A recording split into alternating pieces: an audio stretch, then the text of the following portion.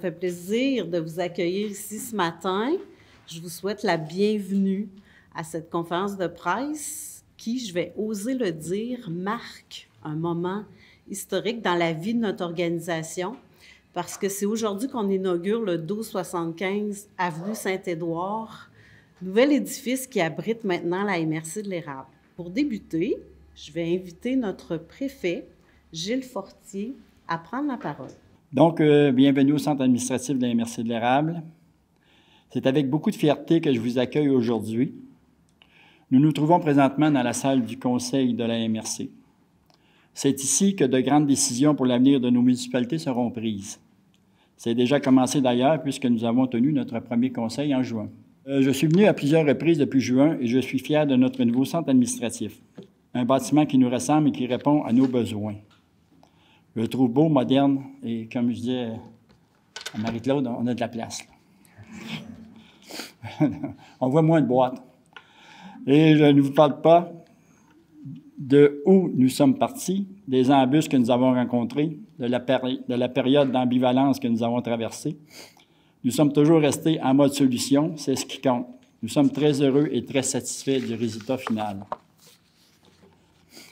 J'aimerais souligner à la collaboration de la Ville de Plessisville et des scouts de Plessisville pour avoir facilité l'acquisition du terrain. Pour y arriver, nous avons été soutenus financièrement.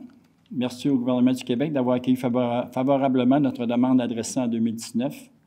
L'aide de 4,9 millions provenant du ministère des Affaires municipales et de l'Habitation dans le programme PRACIM, Réfection et construction des infrastructures municipales, a permis de concrétiser notre projet.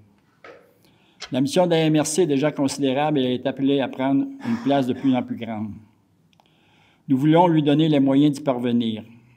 Pensons seulement aux services que nous avons en commun et à la gestion des décisions régionales qui ont un impact sur nos municipalités. Permettez-moi de vous nommer les grands services qui sont sous notre responsabilité. On a l'évaluation foncière, l'ingénierie, l'aménagement du territoire, le transport collectif et adapté, le développement économique, touristique, culturel et des communautés, sous le grand thème « Chapeau du développement du territoire ». La sécurité incendie aussi. Et le développement durable.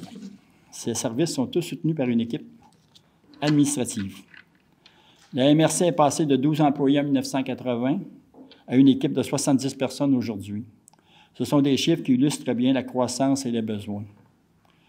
Pour conclure, j'aimerais vous citer un extrait du discours de Denis Marois, qui était préfet en 1998, lors de l'inauguration du 1783 avenue Saint-Édouard, donc notre ancien centre administratif.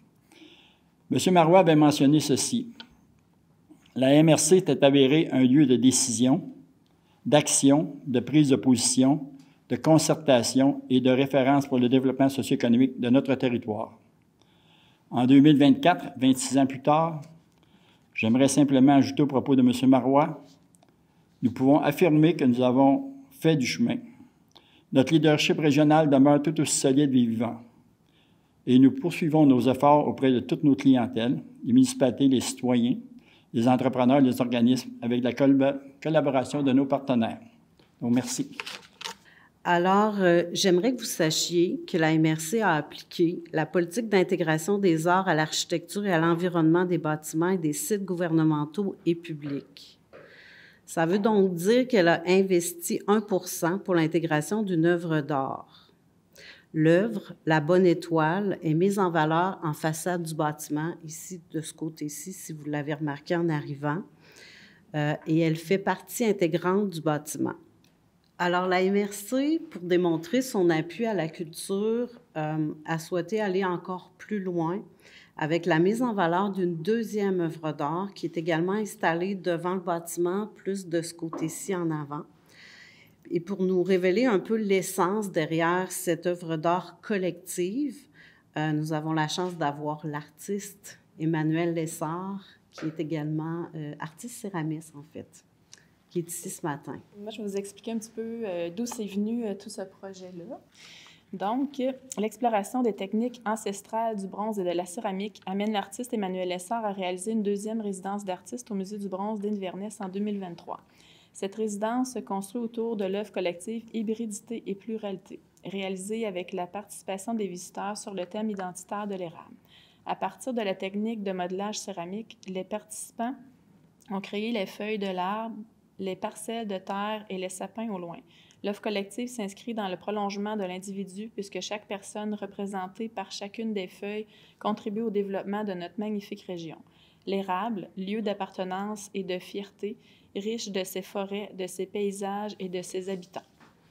Là, ici, on a une citation de Maude Ankawa. « Nous sommes comme les feuilles d'un arbre. Nous avons l'impression d'être séparés les uns des autres, mais nous sommes tous nourris par la même sève. » Les parties en céramique ont été cuites selon l'ancienne technique du raku, qui symbolise non seulement la beauté, la simplicité et l'harmonie, mais aussi l'interaction entre l'homme et la nature dans la vie de tous les jours. Le bronze utilisé pour façonner l'arbre et la chauve-souris, à partir de la technique de cire perdue, fait aussi partie du paysage identitaire de la région de l'érable, notre région. La forêt porte une dimension sacrée et méditative qui nourrit le processus créatif de l'artiste. L'arbre, force tranquille qui se déploie et se réinvente à chaque saison, est un thème récurrent dans sa pratique artistique, tout comme la chauve-souris suspendue à l'une de ses branches et symbolise à la fois l'enracinement, le changement et la transformation de soi. Ce projet a été réalisé grâce au soutien financier du gouvernement du Québec et de la MRC de l'érable dans le cadre de l'entente de développement culturel de la MRC de l'érable. Merci au Musée du bronze d'Inverness, à la Fonderie d'art d'Inverness, ainsi qu'à chacun des personnes qui ont participé à la création de cette œuvre collective qui nous représente tous. Et là, je les nomme tous. Il y a eu une vingtaine de participants. Mon plus jeune avait 4 ans, puis le plus vieux, il devait être entre 70 et 75 ans. Là.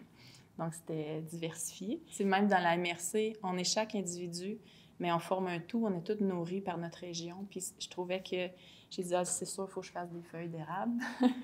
Ça représente la région, mais ça nous représente tous aussi, chacun un petit peu, tous nous autres ensemble. Alors, comme tant d'autres employés, mais quand même, il est modeste, il ne le dira pas, mais il a travaillé très, très fort pour qu'aujourd'hui, on puisse déployer nos forces vives ici, à l'intérieur de ces murs-là. J'aimerais qu'on lui donne le mot de la fin. Alors, c'est notre directeur général, Raphaël Tessier. Le 1275 avenue Saint-Édouard à Plessisville est en fait la sixième adresse, en fait, qui accueille les bureaux de la MRC de l'érable.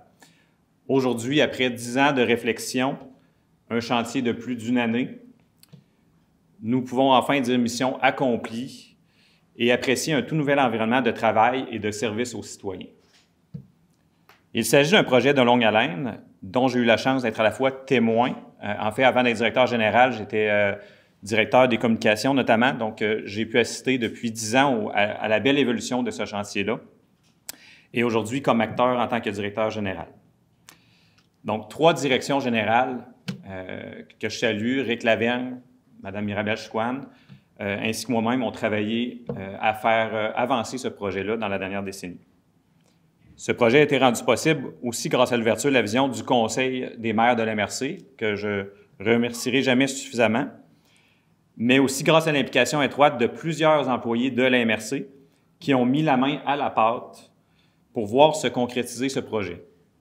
On parle évidemment de plusieurs centaines d'heures afin de participer à l'analyse. On avait analysé plusieurs scénarios à l'époque. Gilles, tu étais là à l'époque, donc je ne veux pas manquer de bout, mais on avait regardé la possibilité d'agrandir vers le voisin, on avait regardé la possibilité de louer des bureaux, on avait regardé en tout cas à peu près tous les scénarios possibles. Et pour tout ça, pour finalement revenir un peu au point de départ avec l'idée d'une relocalisation du bâtiment. Le projet, donc, Donc, on parle évidemment de plusieurs centaines d'heures, oui, mais aujourd'hui, on est là et depuis juillet dernier, mois du déménagement, nous sommes très heureux d'être installés ici, toujours à Plessisville. Devant les besoins croissants des municipalités au fil du temps et l'augmentation des responsabilités qui nous sont dévolues par le gouvernement, la MRC a connu une croissance importante et soutenue, de sorte que l'ancien centre administratif ne correspondait plus aux besoins d'aujourd'hui. C'est non seulement un bâtiment qui abrite des bureaux et des salles de rencontre, mais c'est avant tout un environnement de travail adéquat pour les employés, un milieu attrayant, fonctionnel et efficace. Je me permettrai aussi de dire que c'est une source de fierté et de motivation, car un environnement professionnel met en valeur le travail des employés au quotidien. J'aimerais vous souligner quelques exemples concrets qui rendent le nouveau bâtiment davantage fonctionnel que l'ancien, notamment l'accessibilité universelle pour les personnes à mobilité réduite. Donc, les anciens bureaux ne nous permettaient pas d'accueillir les personnes à mobilité réduite de façon convenable. Il n'y avait pas de l'accessibilité universelle, donc c'était un enjeu important. Des salles de rencontre de grandeur variée qui peuvent répondre à l'évolution des différents contextes de travail. Aussi, la totalité de l'équipe est maintenant située sous un même toit, ce qui n'a pas toujours été le cas. Notamment, l'équipe du service de sécurité incendie régional a été relocalisée à Laurierville pendant près de 2 ans, tandis que l'équipe du tourisme et de la culture a été située de nombreuses années au carrefour de l'Érable à Plessisville.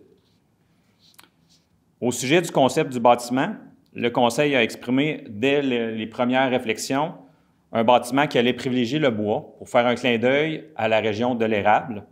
Donc, c'est sans hasard qu'on retrouve beaucoup de ce matériau noble dans la conception du bâtiment. Également, le secteur économique agro-forêt est un secteur important dans l'érable, donc il y a également un petit clin d'œil à ça.